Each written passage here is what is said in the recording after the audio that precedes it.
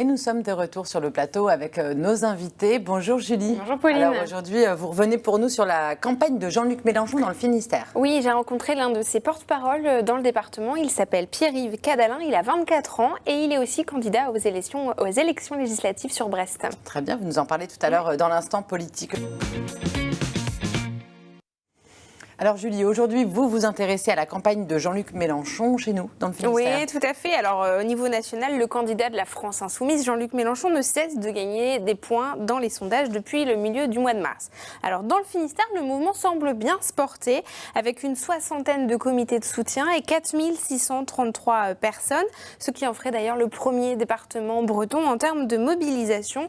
Au niveau national, le mouvement rassemble plus de 360 000 Français à ce jour. Alors j'ai rencontré la semaine dernière l'un des porte-paroles, il s'appelle Pierre-Yves Cadalin, il a 24 ans, il est originaire de Brest, il est déjà professeur de sciences politiques et il sera aussi candidat aux élections législatives pour la deuxième circonscription du Finistère. Et alors comment se passe cette campagne dans le Finistère ? Alors selon lui, évidemment, il ne va pas nous dire le contraire, ça se passe bien. On rappelle que Jean-Luc Mélenchon avait rassemblé tout de même près de 3000 personnes lors d'un meeting à Brest le 28 février. Alors la semaine dernière, dans cette chronique, je vous parlais des départs de socialistes pour le mouvement d'Emmanuel Macron. Eh bien, il semblerait que Jean-Luc Mélenchon fasse lui aussi de l'ombre à Benoît Hamon. En témoignent les derniers sondages qui placent le candidat de la France Insoumise devant le candidat socialiste. Le candidat semble s'imposer comme la force de gauche de ce débat présidentiel. Et d'ailleurs, le fait de représenter l'extrême gauche ne semble pas être un poids pour les militants sur le terrain. On écoute Pierre-Yves Cadalin. Je ne l'entends plus du tout. Sur les marchés, plus personne ne nous dit ça, précisément parce qu'on a décidé de faire une campagne sur notre programme. Les gens se rendent compte que c'est un problème raisonnable qui répond aux problèmes écologiques, à la paupérisation, au fait qu'il y a de plus en plus de pauvres dans la société, aux problèmes de l'emploi. Donc les gens regardent la situation et se disent, bah oui, par exemple, avec toutes les affaires qu'on a eues de corruption, etc., de malhonnêteté générale, eh bien les gens se disent effectivement de passer à la 6ème République, c'est le bon sens. Donc non, on est le parti, le mouvement plutôt du peuple, quoi. On veut incarner, on veut fédérer le peuple autour d'idées précises et c'est ça qu'on fait.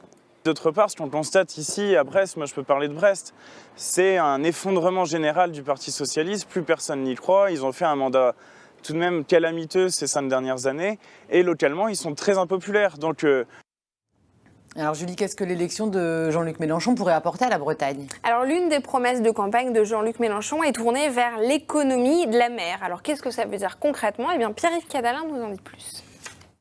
Pour Brest, c'est très important, c'est décisif. Moi, j'ai rencontré les ouvriers du chantier naval de Damen, etc. J'ai pris connaissance de la nécessité qu'il y a à investir dans ce secteur-là. Et c'est ça qu'on va faire. Ça va accompagner la transition écologique et on prévoit 300 000 créations d'emplois dans le secteur maritime. Et il va falloir, c'est ça que je voyais avec les ouvriers, il faut absolument qualifier des gens. Car c'est dramatique, il y a des qualifications qui se perdent. Il y a des gens qui ont un savoir-faire immense et ce savoir n'est pas transmis. Donc nous, on va recréer des lycées, des nouveaux lycées professionnels des professions de la mer et on va mettre tout cela en marche pour réussir la transition énergétique. Car en fait, la question des hydroliennes, de mettre des hydroliennes, des énergies marines renouvelables, etc., tout cela ne peut pas se faire sans des chantiers navals qui travaillent beaucoup et qui ont suffisamment de main-d'œuvre qualifiée. Et puis Julie, vous l'avez dit, Pierre-Yves Cadalin sera aussi candidat pour les législatives. Oui, alors c'est pour ça qu'il rôde son discours là devant les médias, il est prêt. Alors il sera candidat sur la 2e circonscription du Finistère, Brest-Ville, donc face à Patricia Adam, députée socialiste sortante. Il sera aussi face à Véronique Bourbigo des Républicains. Alors pourquoi a-t-il décidé de se présenter ? On l'écoute. C'est ma première candidature et je pense que c'est assez enthousiasmant. On a une équipe vraiment géniale à Brest avec des gens qui viennent de tous les milieux sociaux, de tous les âges, etc.